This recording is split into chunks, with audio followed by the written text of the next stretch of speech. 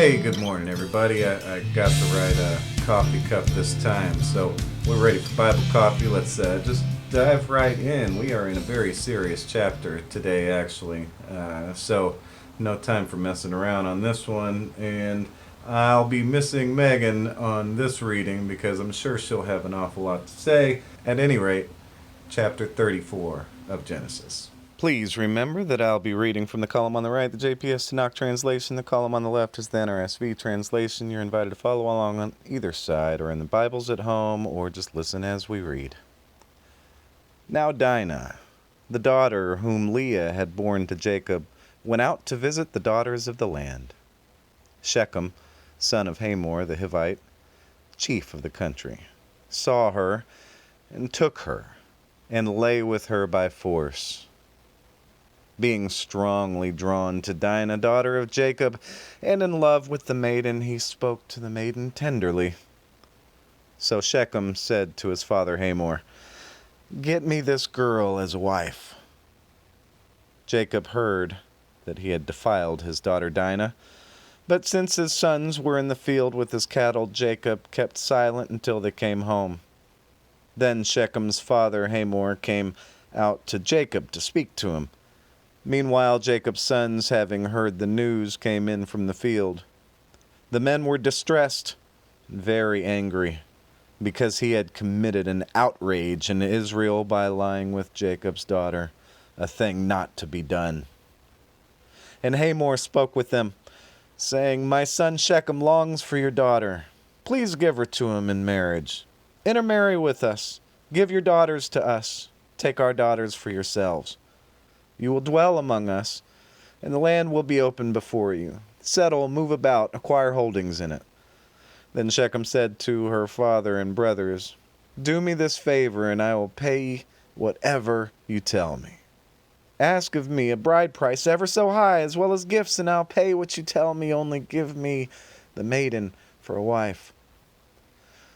Jacob's sons answered Shechem and his father Hamor, speaking with guile because he had defiled their sister Dinah, and said to them, "We cannot do this thing to give our sister to a man who's uncircumcised, for that's a disgrace among us. Only on this condition will we agree with you, that you will become like us, and that every male among you is circumcised. Then we will give our daughters to you, and take your daughters to ourselves, and we will dwell among you and become as one kindred. But if you will not listen to us and become circumcised, we will take our daughter and go." Their words pleased Hamor and Hamor's son Shechem, and the youth lost no time in doing the thing, for he wanted Jacob's daughter. Now he was the most respected in his father's house. So Hamor and his son Shechem went to the public place of their town and spoke to the fellow townsmen, saying, "These people are our friends. Let them settle in the land and move about in it, for the land is large enough for them. We will take their daughters to ourselves as wives and give our daughters to them. But only on this condition will the men agree with us to dwell among us and be as one kindred, that all our males become circumcised as they are circumcised. Their cattle and substance and all their beasts will be ours if only we agree to their terms, so that they will settle among us." All who went out to the gate of his town heeded Hamor and his son Shechem, and all males, all those who went out of the gate of his town, were circumcised. On the third day, when they were in pain, Simon and Levi, two of Jacob's sons, brothers of Dinah, took each his sword, came upon the city unmolested, and slew all the males. They put Hamor and his son Shechem to the sword, took Dinah out of Shechem's house, and went away. The other sons of Jacob came upon the slain and plundered the town, because their sister had been defiled. They seized their flocks and herds and asses, all that was inside the town and outside, all their wealth, all their children, and their wives, all that was in the houses they took as captives and booty. Jacob said to Simon and Levi, "You have brought trouble on me, making me odious among the inhabitants of the land.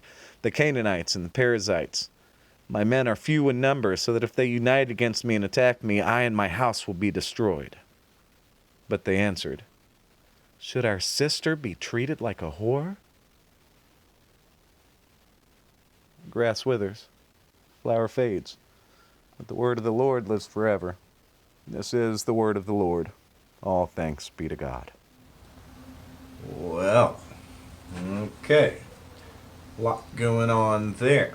So here in the situation, we've just been seeing things get better.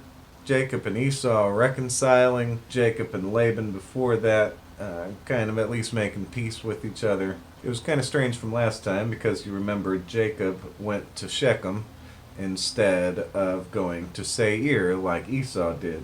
So they're getting settled in Shechem, and Dinah catches the eye of Shechem, who the place is named after, the son of Hamor, and Shechem rapes her.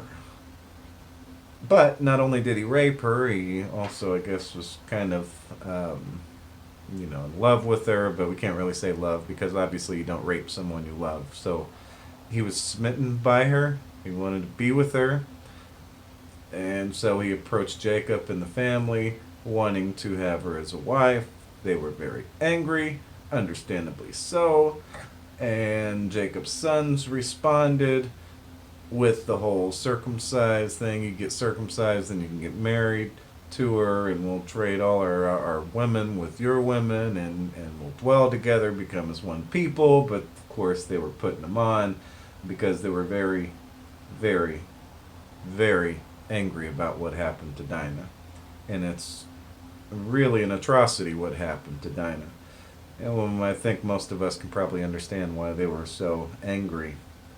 And I see Jacob here, and I wonder what Jacob's response would have been had it not already triggered the anger of his sons. Because we see his sons react, and we see them go just a little crazy and wiping out everybody. A whole lot of violence, a whole lot of murder, wiped out all the men of Shechem. And then they took the women of Shechem, and they took everything else that they had. And of course we see at the end Jacob was not happy about this. It's causing a lot of trouble, or he sees that it's going to cause a whole lot of trouble between him and the people of the area.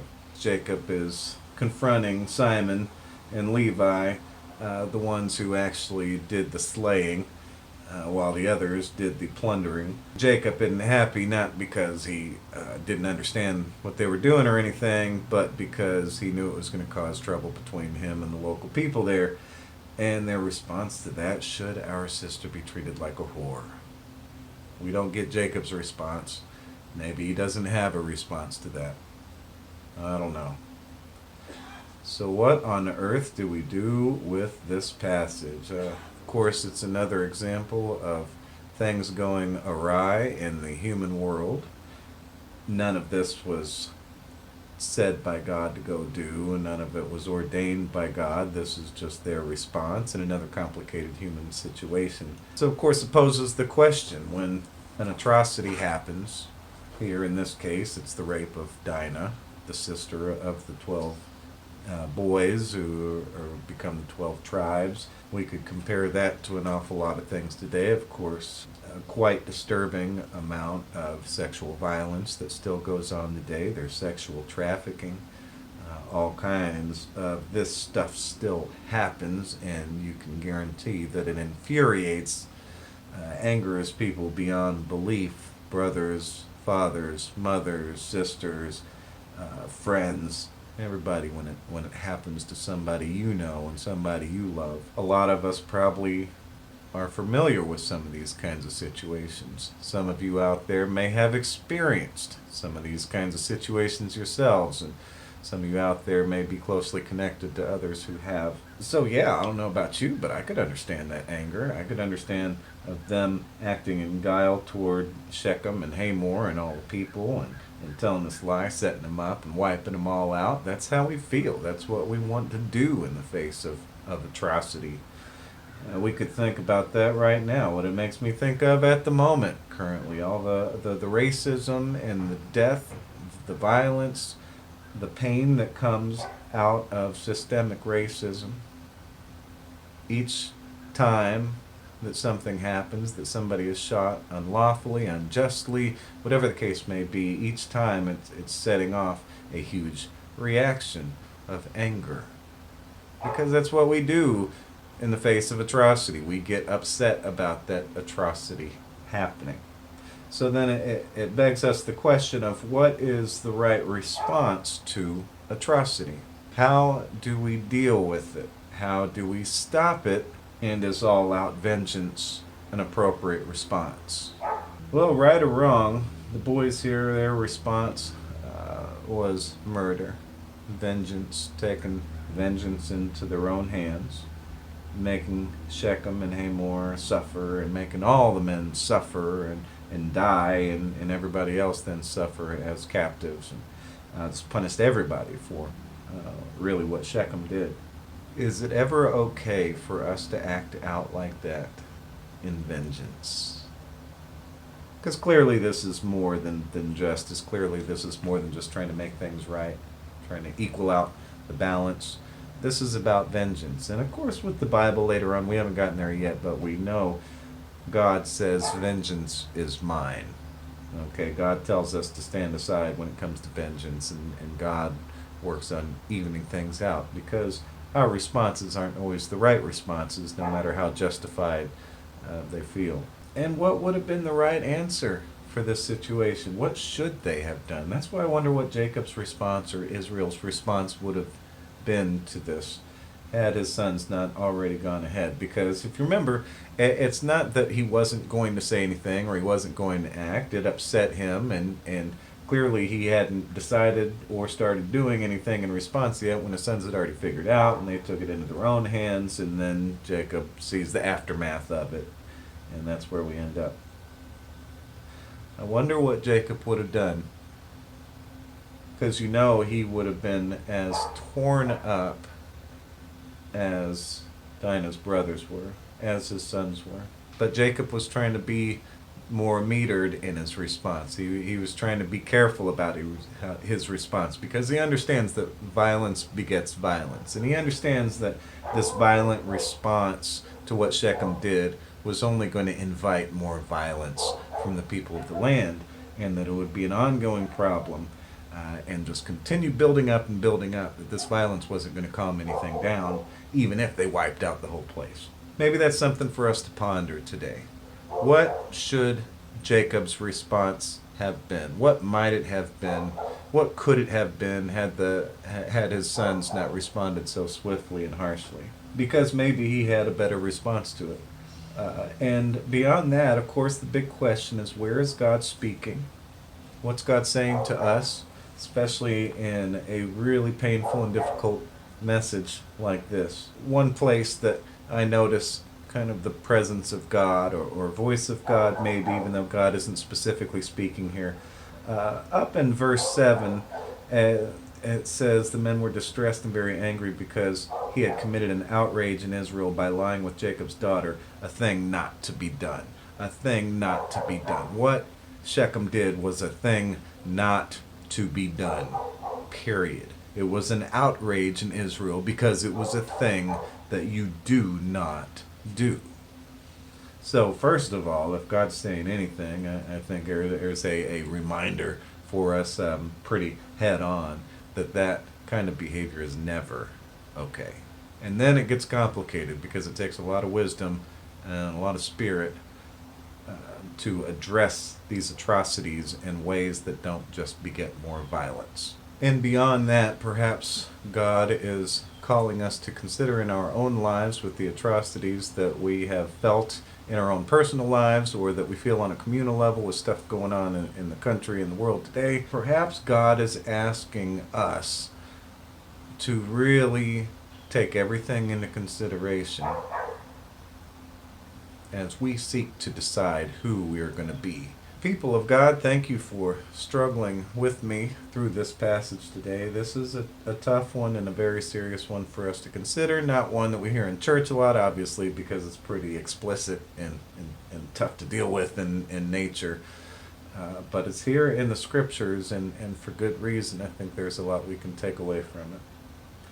So thanks again for being here. And I pray that even with a tough passage like this, we are growing with the Lord in a relationship with God, and of course right here in our relationship with each other, as we seek not only to grow as individuals, but also together as a people. Picture last week, by the way, was answered. It was solved. This big riddle that we gave you, Linda answered what this picture is. And this was found in Hebron. Yes, Hebron is the answer again. And Linda got it. Congratulations, Linda. We will work on having you some kind of special prize on Sunday. And now, today, we've got another picture, and this one's going to be a little bit different nature. Of course, we're getting tricky, and we're trying to get creative here with the pictures, and all these pictures are from our trips. So, let me show you this one. And this picture is from somewhere in Israel. It's while we were on the road. And the question is, does this picture come from the northern part of Israel or the southern part of Israel? This may be a very easy question for you today, or it may be kind of tricky. I'll invite you to give it your all. And by the way, there is a hint in the passage today, whether this picture is in northern Israel or in southern Israel, but that's all I'm going to say. So please let us know, and we've got a very special picture for you next time as the story continues. Please join us again then. We'll see you on Thursday right here at Bible Coffee. Thank you so much for being here. I've enjoyed this time. I hope you have too. And may the Lord bless you and keep you and give you peace.